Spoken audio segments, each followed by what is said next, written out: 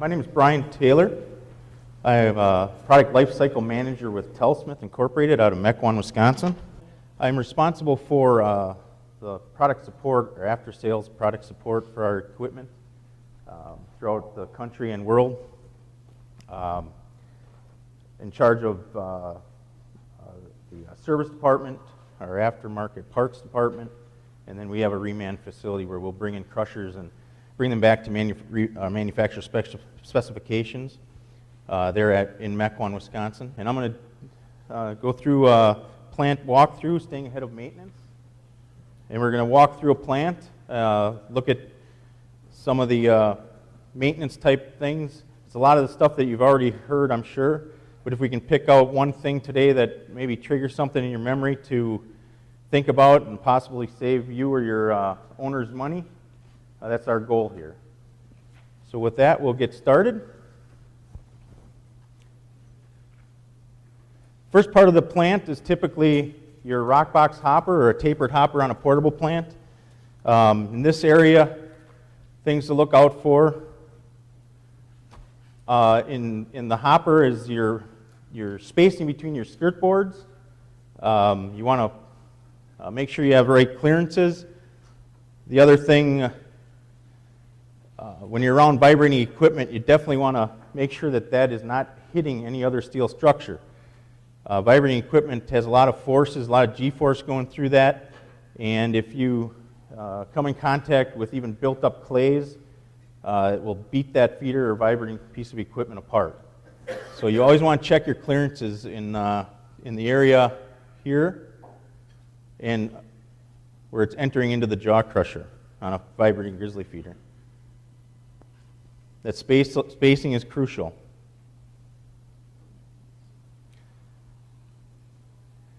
When your box is empty, take that time to check out your liners in the feed box. And walk around the feeder. Check for loose hardware, cracks. A crack is I always say it's like a hole in your sock. It's never going to get any smaller. It's always going to keep growing. So if you can find a crack early and address it, that's the best thing to do. Drill it out, that sort of thing. And we can help at the factory if you ever run across something like that. On to feeders. This pan feeder is wore out. It's beyond its usable life, and you're into the pan already, and you can see here that the skirts have been patched together, but you don't want to let it get to this point. You also want to look at your, like I talked about, the spacing between the skirt board and the feeder. Up here it shows a little better in that picture. Make sure you don't have any buildup. In cold climates, I've had experiences where if you're putting a lot of fines in and it's wet, that material packs up, pushes up the side, and then it freezes overnight. And you go to start your feeder, and you're hearing it pound, and you're not seeing much motion of the material moving forward. That's another area to check out.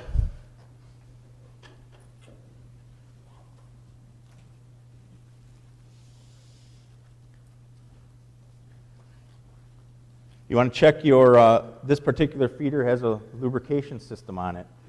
So you want to check your fluid levels. This particular one looks like it could be filled. You want to see that fluid level up higher in that sight gauge in that.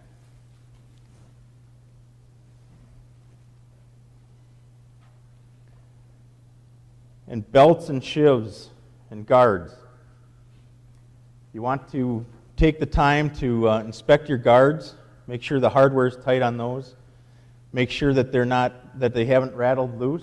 Maybe they're into your sheave, starting to get close to a belt or wear on a belt or a sheave. So you want to make sure you have proper clearances.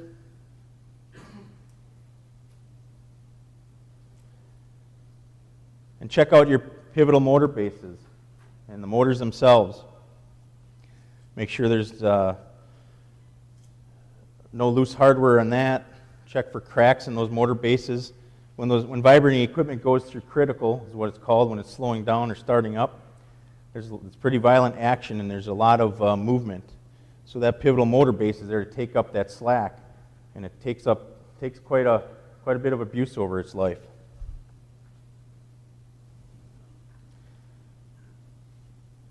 Feeders, check the, like we said earlier, check your side liners and your pan liners.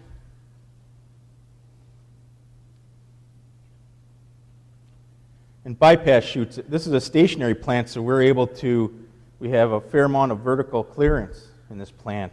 But when you get into portable designs, a lot of times these bypass chutes underneath the feeder, they're restricted in height, so they're a little tighter, harder to get in.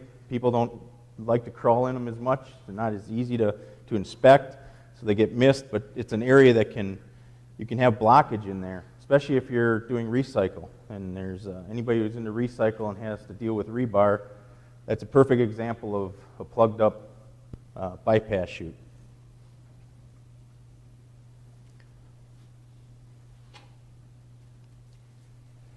Grizzly bar spacing and checking whether the grizzly bars are plugged.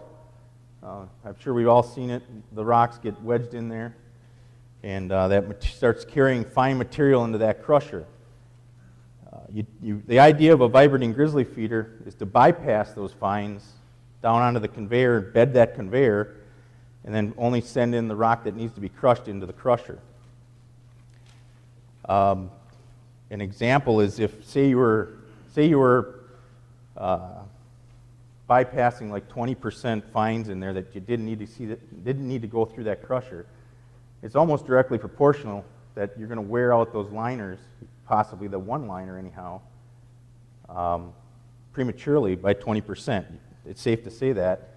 And if you start looking at, say you put in 5 sets of liners in a year at anywhere from $6,000 to $26,000 per set, you could conceivably say you're going to wear out an additional liner over the course of the year. And when you start thinking about it in those terms, it starts really making, hitting home the importance of having, utilizing that vibrating grizzly feeder to the most as you can. And the right grizzly spacing, we ship them out of the factory preset, but sometimes you have to make adjustments. And that's depending on your material deposit. You may have to open that up or close it up depending on the application. So just be cognizant of that if you get a new feeder in an installation. Jaw crushers. This is the primary crusher for most applications. It's a real robust machine, but sometimes it gets overlooked. It runs day in and day out, and it's not real glamorous, but it's the start of the whole process and the biggest amount of reduction a lot of times. So one of the things that's really important with jaws is the making sure that the dies are tight. Once you have a die get loose on you, it's pretty good chance you're going to have trouble keeping it tight if you don't get to it quick. A lot of our bigger jaw crushers will put a liner between the back of the jaw die and the parent metal of the frame, just to protect for any metal transfer or wear if your die were ever to get loose or wore too thin. But a lot of the crushers out there, other manufacturers, as well as our other models, smaller models, behind that liner is the parent metal. And once that die gets loose and starts rubbing and dirt gets behind there and it starts grinding, it starts working on that frame or that pitman. And if you wear it such that it can't be true and flat, it's going to be hard to keep that die tight. So when it comes time to replace or flip your dies, you definitely take those off and inspect that area, check it with a straight edge, make sure that it is true. And when you put dies in, you can't just torque them one time and walk away. You need to inspect those. You might have to go back a few hours later, depending on the rock the hardness of it, the crusher, and retighten those, and then check them in a day, in a couple days. You can't just torque them really tight and expect that to hold. Cheek plates as well, the side liners, those wear.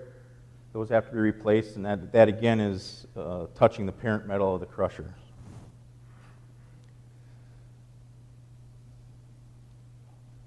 Everybody's got a little different idea on how every manufacturer uses a different approach with different washers and that sort of thing as far as keeping these liners in place.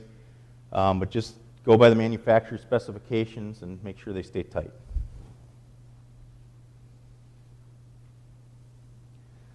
Just a picture of that, the under crusher hopper. Just inspect that area, the skirt boards, and any obstructions.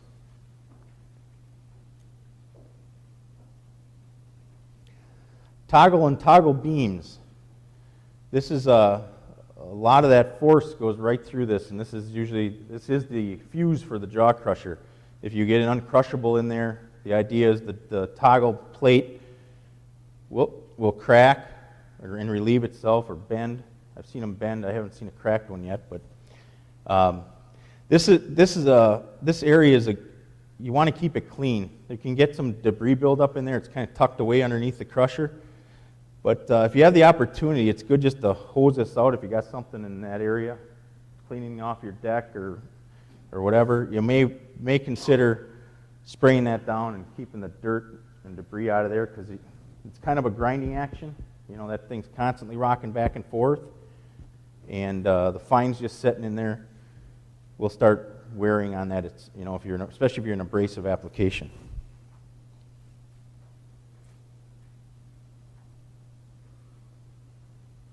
Toggle tension springs. Has anybody that's run a jaw crusher heard it thumping? You know, you say that it's got a loose toggle in it. You hear it knocking, thumping. This is where you would address this. You want to make sure that these have equal compression on them. You know, both sides. Highly recommend go to your manuals, whoever's crusher it is, and read up on that before you tackle that one. You don't want to over tighten it, and you don't want it too loose either. So make sure that that's tight. You don't want to hear that thumping sound.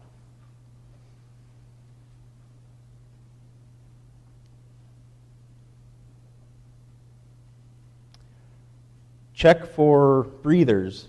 You know, we have a breather, that red canister filter right there, that allows that bearing housing to breathe as it's rotating. And you want to make sure that breathers throughout the whole crushing system are checked on a regular basis. Make sure they're not knocked off. Even though you think it's breathing and exhaling air, it can also be a place for dirt to settle.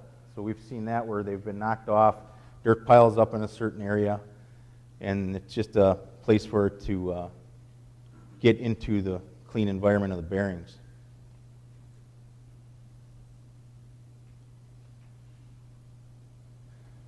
You can trend your maintenance by doing a few simple things. One is take bearing temperatures on a regular basis. Try to log that and trend it. You might learn that you've got a bearing going before it actually goes, and that can definitely give you a leg up on planning for a downtime rather than reacting. It can be pretty costly if you lose one suddenly. The other thing with jaw crushers is coast down time. It's a good idea to, from new, time that. You're up in the tower, shutting everything else off, shutting down your conveyors and the whole plant. Just give it some thought. Time that coast down time. That coast down time starts shortening up. You might have something going on with your bearings that you could plan for maybe weeks, a month ahead of time versus, a catastrophic type failure. The other type of trending, which I'll have a slide here, is your amps. Check your amperage draw on your amp gauges, both empty and full. Try to get your crusher at where you feel is full, about 80% of the chamber filled up, That's about all the foolery that you want a jaw crusher. Check your amps then, and then check when it's empty. And you can record all this and trend and plan for some of these unexpected type failures or downtimes.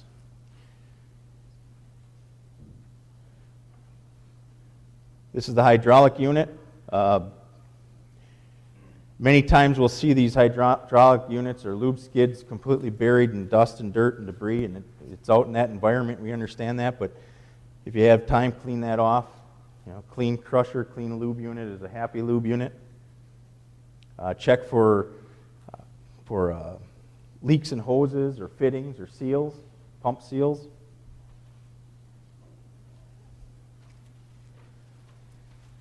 And check your alarms regularly. We didn't touch much on safety, but that's a huge concern for all of us. And a well-maintained and a clean plant is a safe plant, so make sure that all your interlocks are working. When the plant's not running, test some of that stuff on a regular basis. Make sure that your alarms are working.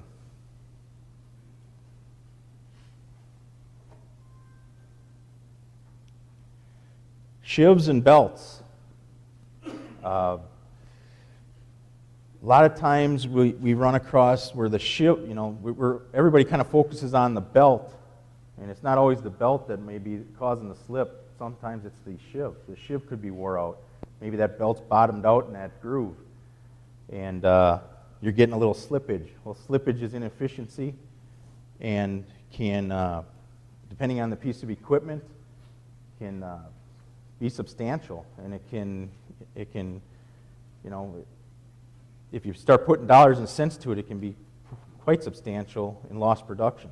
So you want to inspect these when you do replace the belts. Really look at those shivs, make sure that they are good yet. Automatic grease lubrication systems. How many have these on their loaders or crushers? They are great. They're automatic grease systems, but they don't automatically fill themselves. They can be interlocked to the crusher, so if the canister's empty, it won't allow the crusher to start. We all know that a line can be knocked off, right?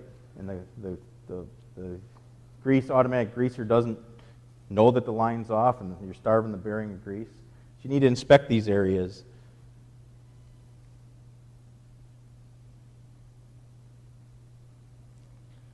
Closed side setting on jaw crushers. These typically they have plates or wedge type systems depending on the manufacturer. Make sure those are equal. We send them out, I think, in increments of an inch, but we've had a couple instances where we've been out on the job and found that people either lost these and they wanted, had a tight setting and set them aside, and then they wanted to go to a different setting and start stacking, making their own. Maybe they were only 1/4 inch or 1/8 inch plate, and we had a case where it was like a 1/4 inch missing on one side versus the other. So you're putting that jaw in a kind of a torsion type situation, that swing jaw. You don't want to do that. You want to make sure that those are equal. It's something simple, but we do run across this kind of stuff, so it's worth sharing it with people. Impact crushers. I have a couple impact guys over here I talked to. Pretty simple crusher, bearing, a shaft, a rotor, but a very expensive rotor. Depending on what application they're in, they can consume wear parts fairly quickly. So there's a lot of liners in them, a lot of bolts and hardware. The blow bars. If you first get a crusher, one of the things we check is the penetration of the rock into the rotor, and you shouldn't see that paint shouldn't be wore off back here or in front of it. You should just see wear on the blow bar itself. And if you're seeing that in your rotors, at that point you need to address the speed. I just thought I'd share that with you.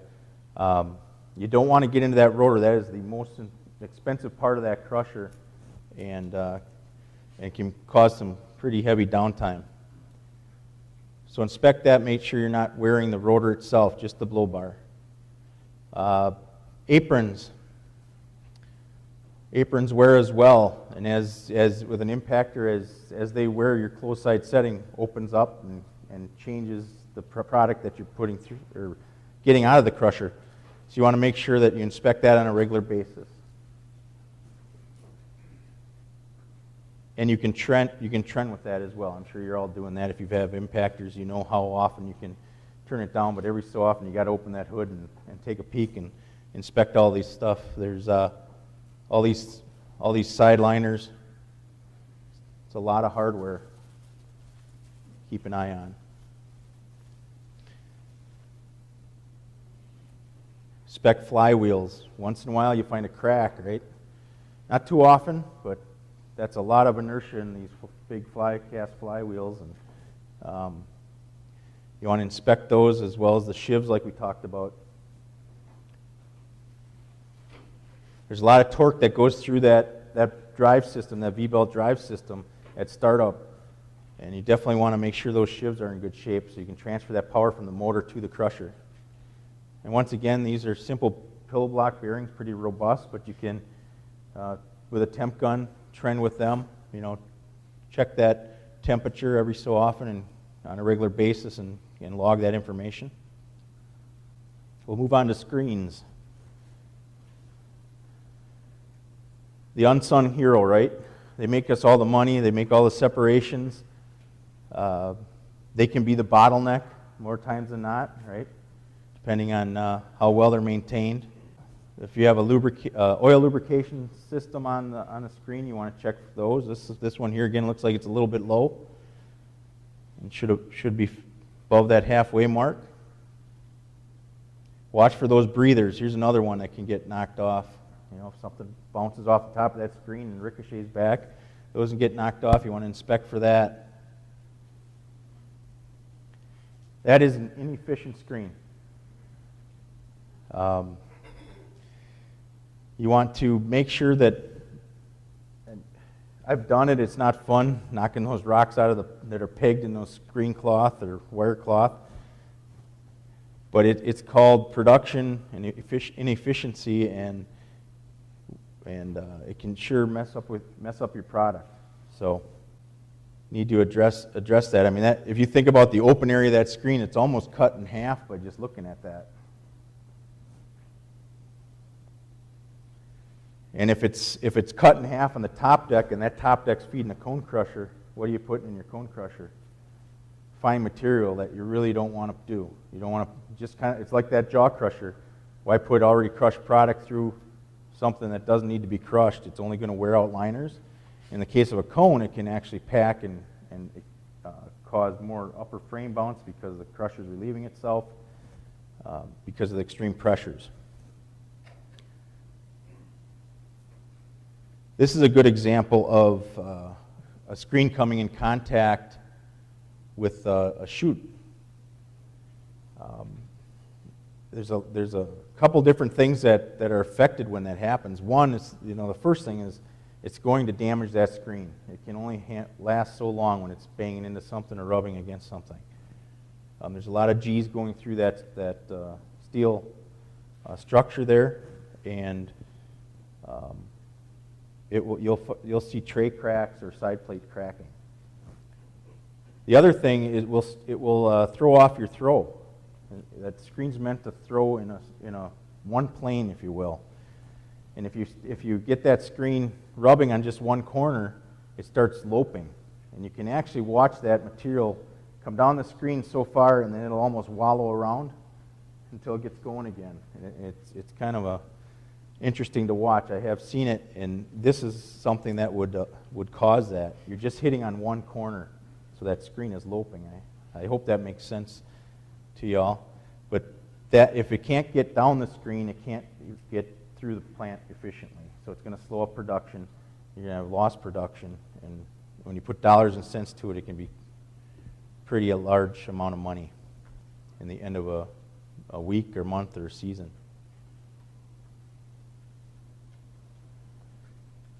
Once again, inspect your pivotal motor bases on screens. Remember the motors. There's bearings in those. Grease those per the manufacturer's specifications.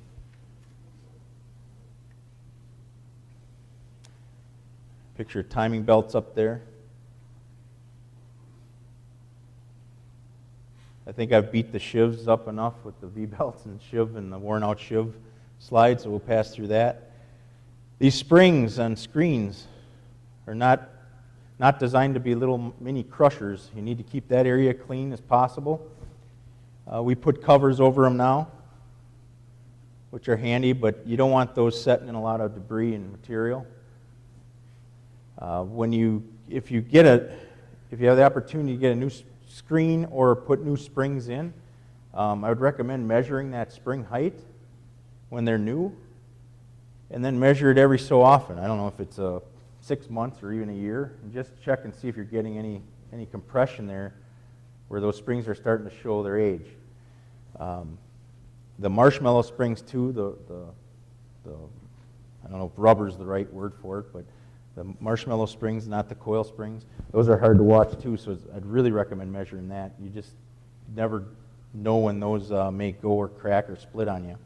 There are, in some manufacturers have friction checks or pucks that are in this area that kind of help keep that screen centered. You want to make sure to inspect those on a regular basis.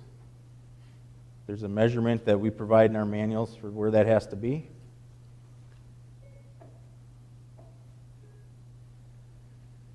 And check for buildup under the screen. If you have any clay in your material, in your muck pile, it likes to find a home under a screen, and it can build up, and it can be just as catastrophic as the screen hitting a steel structure or chute. So make sure that you inspect any crossed supports inside of that fines hopper for buildup. Knock that clear. You can see this screen here is rubbing through there, and it's going to wear that out or cause a crack somewhere. This is the end result. Going to crack out the bottom of that or wear out those cross tubes.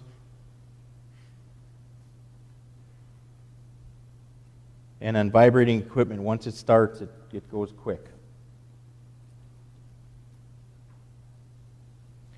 Cone crushers. Cone crushers love a consistent, well-graded feed. They love it centered.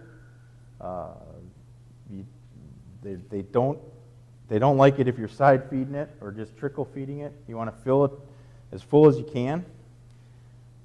And a well-graded feed of particle sizes.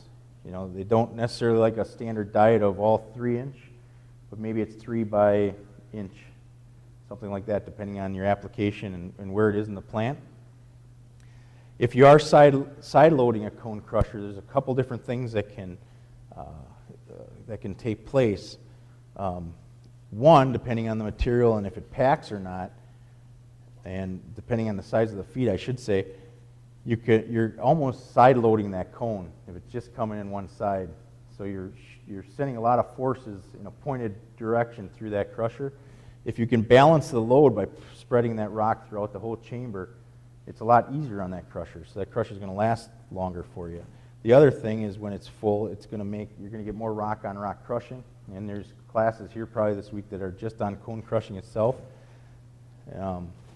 But take it, it definitely helps to have a well-graded feed, both in your product gradation coming out of the crusher and the wear and tear on that crusher and liner life.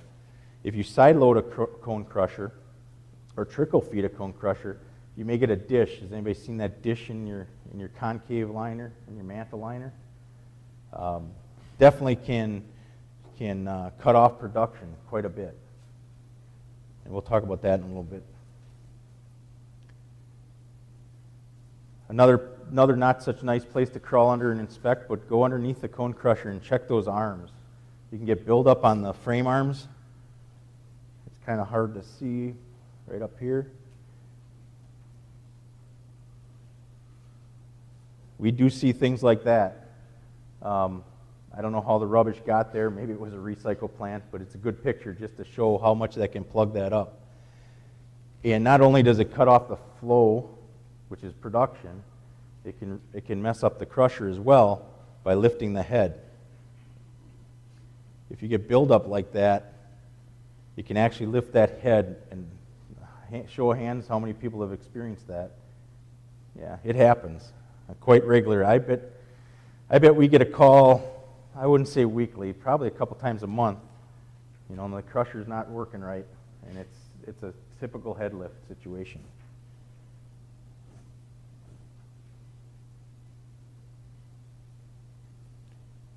Inspect for those breathers on counter shafts. It's not quite in the picture there, but that's the stack for it, and the lines, all your hydraulic lines, lubrication lines. Inspect the guards, that they're not interfering. Good idea to keep those lube and hydraulic units clean so you can inspect them easier. Look for leaks and seals and pumps, pressures and flows.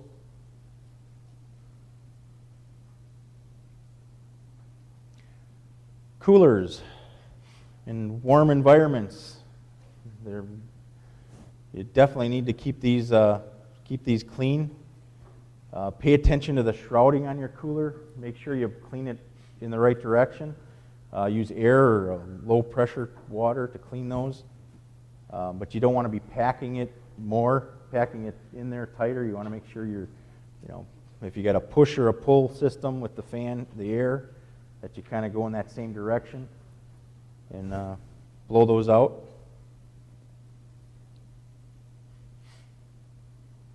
We touched on alarms and interlocks earlier.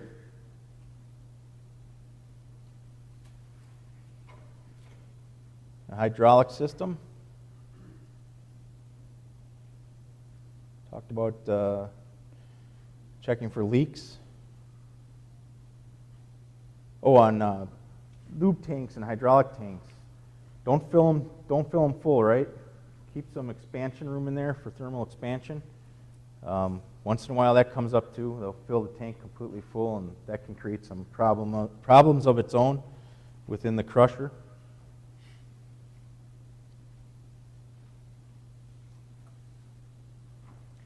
Upper frame bounce. Does everybody understand what upper frame bounce is in a cone crusher? You're basically, the rock or whatever's happening in the crushing chamber is exceeding the force that we've designed the crusher to handle. And at that point, these cylinders on the outside of the crusher will allow the upper frame to lift. And if you have an uncrushable go through there, a bucket tooth or something of that nature, it'll slowly lift and settle back down. But what upper frame bounce is if maybe you're running too tight of a setting, maybe you've got some packing in the material, you're carrying too many fines into the crushing chamber, but you'll actually see that, you'll hear it before you ever get near the crusher, but you hear, a bing, bing, bing, bing, bing, and then it just keeps doing that over and over again. That is not good for a crusher. That means you're exceeding the forces that we've designed it to handle, and it's just not going to last. It's not going to give you that life cycle that you purchased, that you're planning on when you purchased it. When it does relieve itself, we have thrust pins like this to guide it back into position. We'll see those things actually bent over in the direction that it's crushing in. But upper frame bounce is not a good thing. They will not survive long. The V-seats between that upper frame and the main frame of the crusher, those need to be greased regularly. A lot of times we see those dried out, and once they get dry, they can have metal transfer when it does relieve itself, where you'll see big areas where the metal will look like it just was pulled out and it'll be stuck to the other mating part. So you want to make sure that stays greased.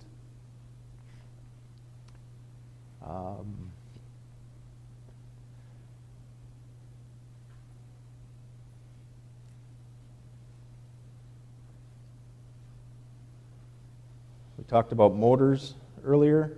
Those need attention as well. And all the remote grease fittings.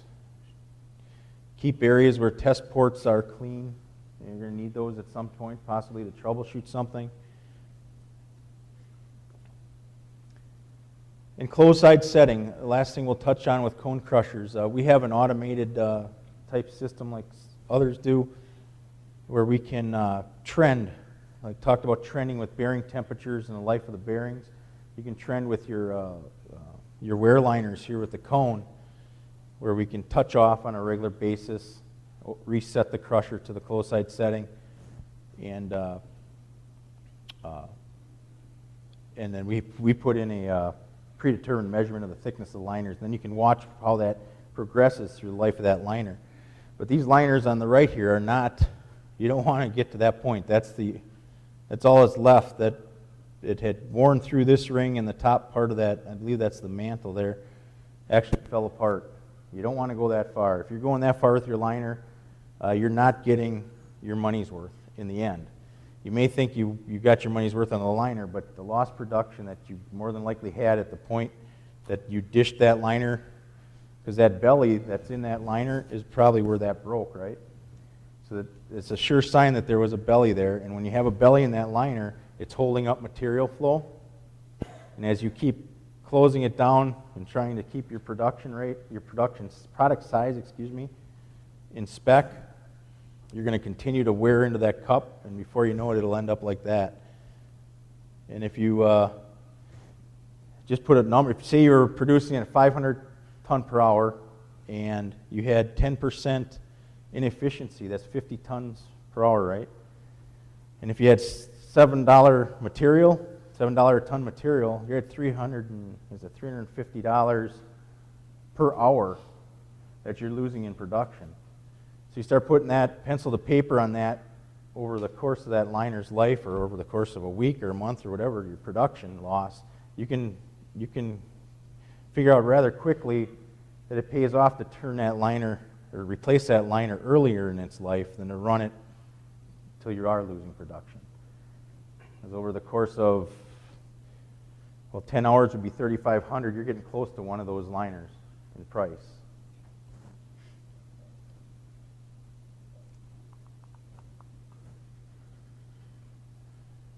Conveyors, they do all the work in between all the crushers and screens.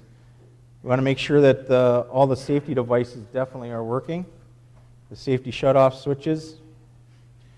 Be a good idea to every so often to check and make sure they're working.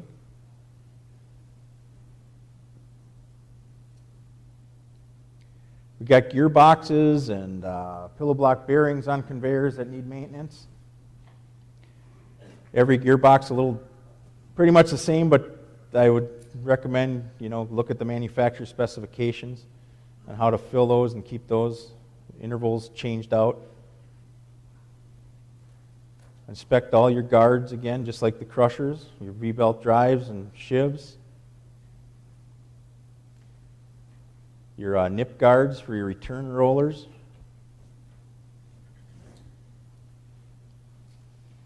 Keep walkways clean of debris. That's a big safety item. And inspect your skirt boards. I put this picture in just to show remote grease lines. Sometimes things like gravity take-ups maybe get ignored because they're up in the air, but they're not up by the head pulley, and it's just another pulley that needs maintenance. We'll put remote grease lines. You can see them hanging there, but they'll be fixed to the conveyor support there eventually. Keep those pillow blocks in your head and tail shaft greased well. Keep an eye on that as well. If you start seeing some wobble, maybe you got a bearing that is going out,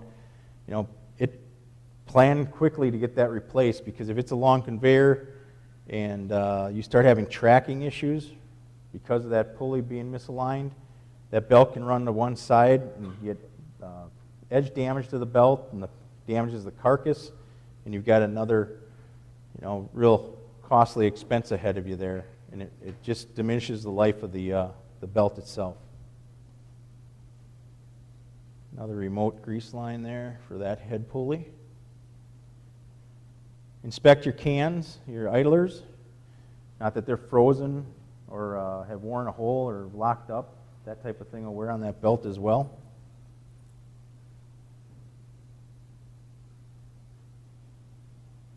And if you have your radial stackers have runways like this one does, You want to keep that free of debris and big, large rocks. They don't take well to a lot of rough terrain, if you will. Belt scrapers. Many times we get to plants and the belt scrapers aren't working all that good, or they need some adjustment, and there's a big pile laying underneath the head pulley, or maybe it didn't carry into the chute properly off of the scraper. But that's just another thing that that's man hours taken away from maintaining the plant and cleanup. So take the time. I'd recommend to take the time to monitor those and make sure that they are all adjusted properly. If you've got mechanical splices and something catches that and has a tear, we want to replace that right away, right? Before it turns into something much, much larger.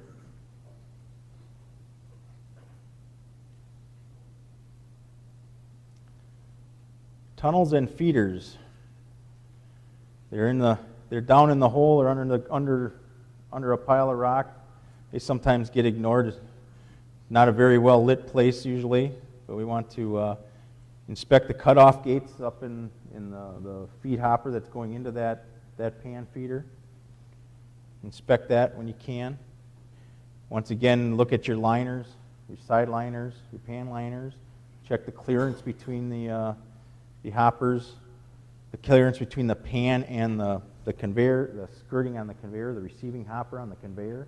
Make sure that that's got proper clearance there. And there's no buildup or anything plugging up that area.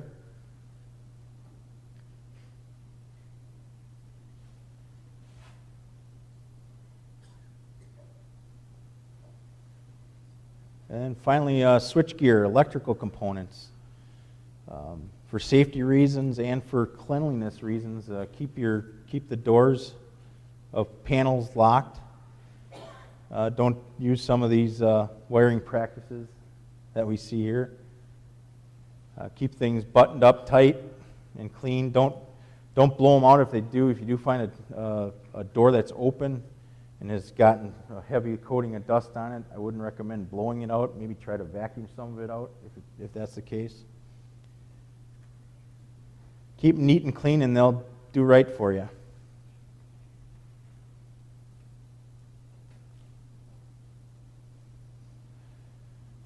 Like I said, if I can bring something to the forefront of your mind and you go to work next week and pick up something that saves the company some money or even more so is a safer environment for somebody, prevent an injury, I feel like I've done my job there. So, I thank you for your time.